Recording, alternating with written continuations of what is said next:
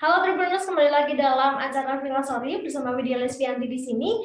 Pada segmen kali ini, Widya akan membahas berita yang banyak menjadi perbincangan warganet dalam satu pekan. Belakangan ini di media sosial TikTok tengah diramaikan dengan adanya video seorang gadis yang menceritakan pengalamannya mengalami stroke dan koma di usia muda. Pengunggah bernama Olza Dea Laurani, pada Maret 2021 lalu ia mengalami stroke hingga harus dirawat di ruang ICU Rumah Sakit Telogorojo, Semarang, Jawa Tengah. Olza mengungkapkan saat itu ia menderita penyakit stroke atau lebih tepatnya cerebral venous sinus thrombosis atau CSVT. Kedua penyakit tersebut menyerang Olza secara bersamaan hingga akhirnya menjadi penyakit yang langka. Kebiasaan hidup tak sehat seperti telat makan hingga begadang diduga menjadi pemicunya. Bagaimana sih cerita lengkapnya sampai Kak Olza sekarang bisa sembuh? Oke, Tribuners, kali ini Widya sudah terhubung dengan Kak Olza. Coba kita dengerin dulu ceritanya seperti apa. Halo Kak Olza, selamat sore. Hai, selamat sore Kak Widya. Oke, Kak, kemarin kan videonya sempat viral itu yang di TikTok. Kalau tanggapan dari Kak Ozan sendiri gimana tuh, Kak? Kaget sih Kak tadinya, kayak, loh apa nih video iseng-iseng jadi viral gitu. Terus kayak takut diomongin juga sama orang-orang, takut dikira caper gitu, karena biasanya dibilang caper gitu. Oh, justru tanggapan dari netizen ya ada yang positif, ada juga yang negatif gitu ya, Kak ya? Lebih ke tanggapan teman se-circle gitu, ya seangkatan gitu. Oke, kalau Kak Olga sendiri untuk kondisi saat ini gimana, Kak? Apakah masih ada sakitnya dikit mungkin atau justru sehat-sehat aja atau gimana? Alhamdulillah sehat Kak, udah makin membaik makin kesini. Oh, berarti memang lagi rada batuk atau gimana, Kak? Iya sih, ini emang Pantas soalnya agak-agak serak gimana gitu. Nah, iya. kalau untuk kondisi Kak Olza saat itu, sampai akhirnya dilarikan ke rumah sakit, gimana sih Kak gejala awalnya dan juga berapa lama tuh Kak di rumah sakit? Oke, gejala awalnya tuh aku kesemutan dulu Kak pertamanya. Jadi kayak emang gejala orang stroke gitu, kesemutan setengah badan, terus kayak bertahan lama kesemutannya. Terus habis itu mulai tangan kakinya tuh mulai lemah gitu, lemah otot. Dari yang hemiparesis jadi hemiplegia, jadi lumpuh gitu Kak. Sampai aku tuh kemana-mana diseret gitu loh, karena nggak Serius? kuat digendong gitu. Oh wow, segitu nggak bisa geraknya sampai benar-benar sampai kayak istilahnya kayak diseret gitu ya Kak ya? Iya, karena lumpuh Kak. Oke, tapi apakah sebelumnya emang ada riwayat penyakit tertentu nggak sih Kak? uh, Sebelumnya tuh nggak ada apa-apa ya Kak, cuma waktu dibawa ke rumah sakit bulan Maret itu tuh dicek kan dokternya, ngecek ini kira-kira penyebabnya apa ya, terus sampai dicek lupusnya Kak, jadi lupus nanti koagulannya tuh dicek juga, dan ternyata emang ada lupus autoimun gitu yang mungkin menyebabkan penyumbatan pembuluh darahnya itu karena itu gitu. Oke, berarti ketika kakak datang ke rumah sakit, itu yang dikeluhin ke dokter bilangnya gimana aja tuh Kak? Waktu ke dokter itu pertama ke dokter yang di praktek rumah ya, itu Ah, tuh karena mataku waktu itu udah juling keluar gitu Kak. Jadi Hah? kayak Serius Kak? iya, jadi mataku harus ditutup satu gitu karena Wah, udah oke. juling. Terus kalau juling kan pandangannya jadi ada double gitu loh, diplopia. Terus ya itu nggak bisa jalan, terus ngomongnya mulai pelo gitu. Oh Jadi gitu. stroke gitu Kak. Hmm, Itu dokter pertama, habis itu aku dibawa ke IGD rumah sakit, dan itu gak lama pas di IGD itu aku koma di situ Kak. Jadi kayak langsung koma gitu. komanya berapa lama waktu itu Kak? Pas di IGD? Komanya 4 hari, tapi habis 4 hari masuk ke HCU gitu, Hah? sama 3 mingguan. Oke, kalau penjelasan dari dokter yang pertama sama dokter yang kedua, akhirnya ngomong ke kakaknya gimana? Itu diagnosisku pertama itu ada CVST, cerebral vein sinus thrombosis. Jadi ada trombosis di pembuluh darah. Trombosis itu penggumpalan darah gitu Kak. Oh, Ada oke. penggumpalan di darah otak yang akhirnya nyebabin saraf-sarafnya tuh kena gitu loh. Jadi kayak nggak ternutrisi dengan baik kan akhirnya karena sumbatan darah itu, dan akhirnya menimbulkan gejala kayak motorik, sensorik, penglihatan gitu loh. Jadi tergantung lokasi yang kena gitu. Kebetulan aku waktu itu kenanya di lokasi bagian penglihatan, pendengaran, dan motorik juga gitu Kak. Sampai ke pendengaran juga Kak? Sampai Gimana? Maksudnya dengar setengah-setengah atau gimana? nggak denger sama sekali pertamanya Kak. Dengar suara mesin, abis itu nggak denger sama sekali, bener-bener hening sama sekali. Terus abis itu mulai denger-dengernya tuh mulai suara kresek-kresek kayak radio rusak gitu. Terus kalau ada orang ngomong tuh suaranya kayak robot, jadi nggak bisa bedain ini suara siapa gitu. Oke, aku agak bisa bayangin sih, maksudnya terus waktu kakak akhirnya nggak dengar dan juga sempat matanya sempat juling, itu komunikasi ke dokternya atau yang lain-lain gimana? Atau kakak hanya diem aja gitu, pasrah gitu? Iya, pertama diem, bener-bener diem tuh aku 3 minggu diem.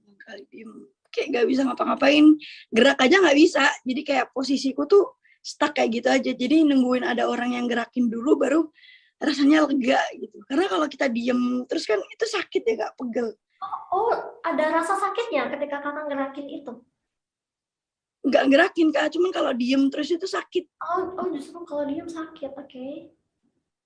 Oh wow. Nah kalau dari dokter sendiri ngejelasin pemicu dari penyakit tersebut itu apa Kak? Pemicunya itu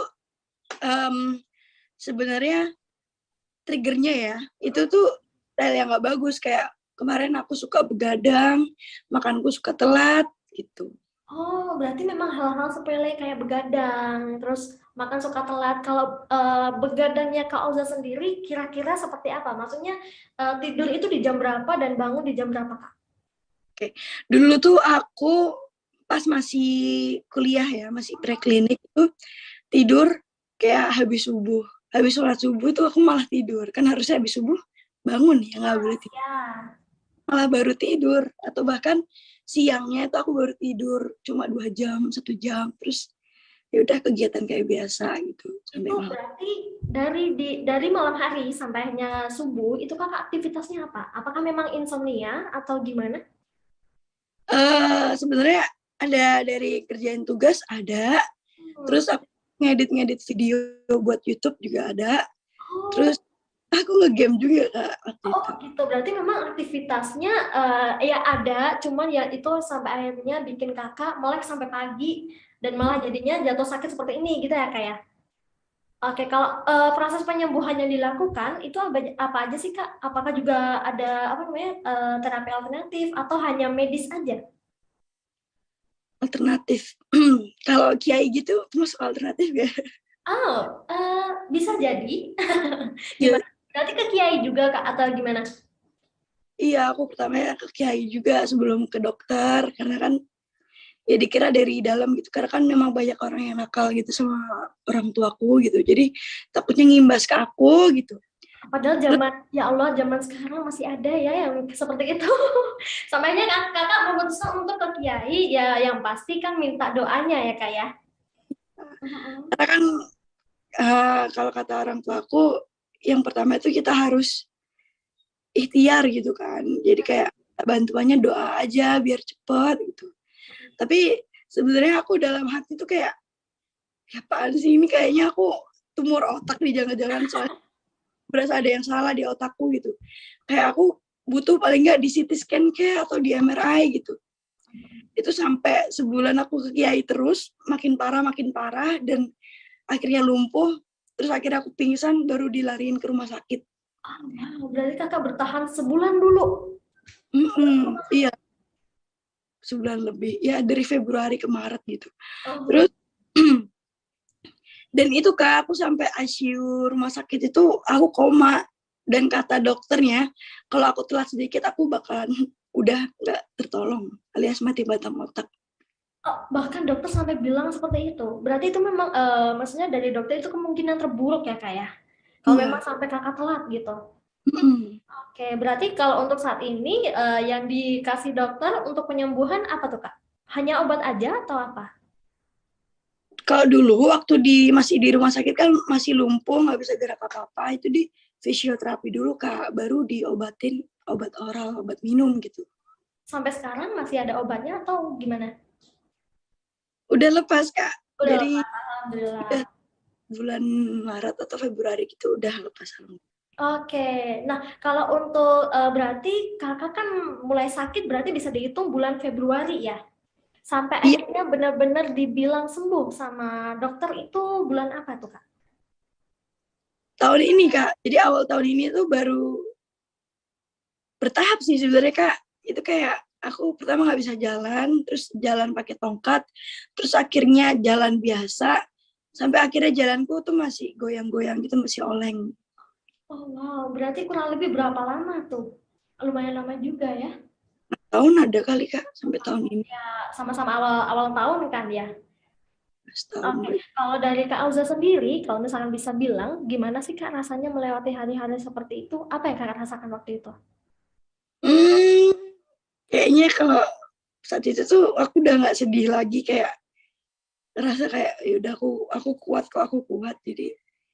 Jadi harus bisa ngelewatin itu gitu. Jadi gimana ya, katanya kan pengobatan paling manjur itu dari tubuh kita sendiri, dari dalam diri sendiri. Akhirnya ya aku pas ngejalanin itu kayak pasrah aja gitu Kak, aku jalanin aja gitu. Jalanin Kalau aja. Oke, kalau fase paling berat atau tersulit selama proses penyembuhan waktu apa tuh Kak? Belajar jalan, belajar jalan sampai aku jalan normal itu susah banget Kak. Oh ya, berarti sempat pakai kursi roda juga? Ya sempat pas di rumah sakit pakai kursi roda, terus pas di rumah pakai walker biasa gitu. Oke, ketika kakak akhirnya belajar berjalan, yang kakak rasain waktu kakinya menumpu badan itu apa? Sakit kah? Atau nggak kerasa apa-apa atau gimana? eh Pegal, lebih ke pinggang sih, pegalnya di pinggang, terus takut jatuh gitu aja sih. Oh gitu, berarti waktu itu belajar berjalan itu berapa lama? Seminggu ada kali ya, Seminggu? seminggu. Sampai Parah. akhirnya bisa berjalan normal? Akhirnya bisa. Oh enggak, itu seminggu tuh masih pakai tongkat walker, karena habis itu baru lepas, dan itu jalannya masih kayak harus pegangan, atau enggak kalau naik tangga tuh harus dianterin gitu sama orang. Aduh. Terus ya 2 minggu kali ya. Oke, oke. Nah, kalau untuk kondisi kesehatan saat ini kan kakak kan masih batuk nih. Kalau untuk penyakit yang sempat diderita kemarin itu, apakah ada dampaknya sampai sekarang, Kak? um, Dampaknya mungkin kalau dari stroke-nya itu, dampaknya aku jadi kayak jalannya nggak seimbang gitu, terus belum bisa naik sepeda karena keseimbangannya masih jelek gitu. Oh gitu. Apakah pernah jatuh juga, Kak, atau gimana? Enggak. Oh, berarti memang yang kakak rasain itu kayak kurang seimbang aja gitu ya, kalau misalkan lagi jalan gitu. Oke, terakhir nih pertanyaan untuk Kak Oza. Pesan kakak nih Kak untuk orang-orang yang memiliki gaya hidup kurang sehat seperti mungkin yang pernah dialami kakak sampai begadang dan juga telat makan. Pesan-pesannya tuh apa gitu? Oke. Pesanku adalah jangan denial sama apa yang terjadi dengan tubuh kalian. Mungkin sekarang kalian baik-baik aja, tapi nggak tahu kedepannya gimana. Karena kan apa yang kalian lakuin sekarang itu bisa jadi tabungan buat masa depan gitu. Walaupun kita sekarang sehat-sehat aja, tapi ternyata di dalam tubuh kita udah ada yang nggak beres nih. Sampai akhirnya sakitnya baru ke depannya gitu ya Kak. Oke, kalau gitu Kak Olza, terima kasih banyak atas motivasi dan juga ceritanya. Semoga bisa memotivasi dan juga menginspirasi orang-orang di luar sana. Yang pasti Tribuners tetap jaga kesehatan dan juga taat protokol kesehatan. Jangan lupa, jangan sampai telat makan dan juga jangan begadang. Gitu ya Kak Olza ya. Nah itu tadi Firasori kita pekan ini. Jangan lupa nantikan Firasori pekan selanjutnya masih bersama Widya. Jangan lupa untuk tetap jaga kesehatan dan juga taat protokol kesehatan. Widya pamit, bye-bye. Terima kasih sudah nonton. Jangan lupa like, subscribe, dan share ya.